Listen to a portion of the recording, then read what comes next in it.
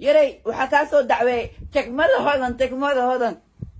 هويدا iyo qabaadka ilkaha dheereed was damariyo calooshaweyn madaxweyne maxamed cabdullaahi farmaajo waxa baaq ugu dira in uu ka soo jawaabo siilka hole kullu iyo maskaaga xaroonin abaa waxa lagu buintaa aqal darada waa ma fahamtay dabadan qori dabkaaga daminaa والله وحو علي عثمان دايما كو أركو كو دلي وخبيان عنقص عطاش إنو كاوس هالي سواي قبري هي قابسو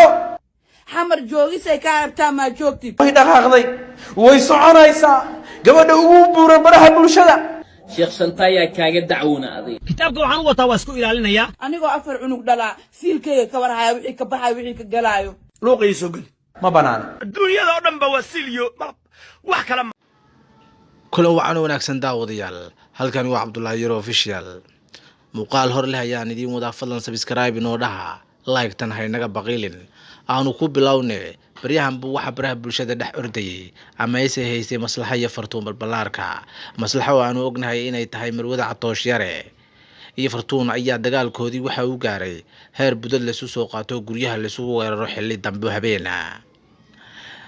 dhanka kale maslaxa ayaa awood ka dhigatay ayadana in ay ka soo caaytanto barta YouTube-ka ay ku leedahay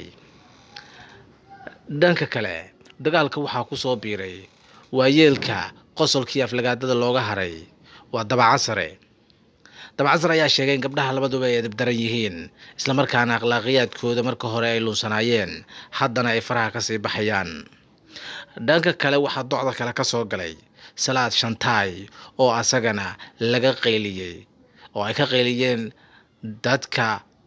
ku xamaasha barta social media haday ahaan lahayd Facebook iyo YouTube kaba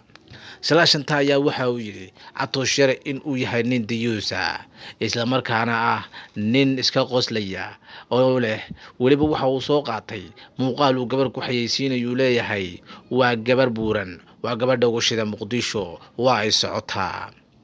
haddaba maxaa keenay Salaad Shantaay oo inta badan ku shacbaxay ama ku soo caanbaxay in uu ku dhago ama uu markaasi diiradda saaro qof markaasi taagan ama dagaal markaasi taagan oo social media yaala dhanka kale ninka caayda looga bartay ee qosolkana ku lamaanan ee dabacasar ayaa isagana waxa uu sheegay Catoosh Yare ninkan ilkaha dheer ee balse daadiisa iyo muuqiisa aanu islahayn inuu yahay nin aad u edeb daran isla markaana laga doonayo in gabadha uu qabo social media bataatanba ka mamnuuco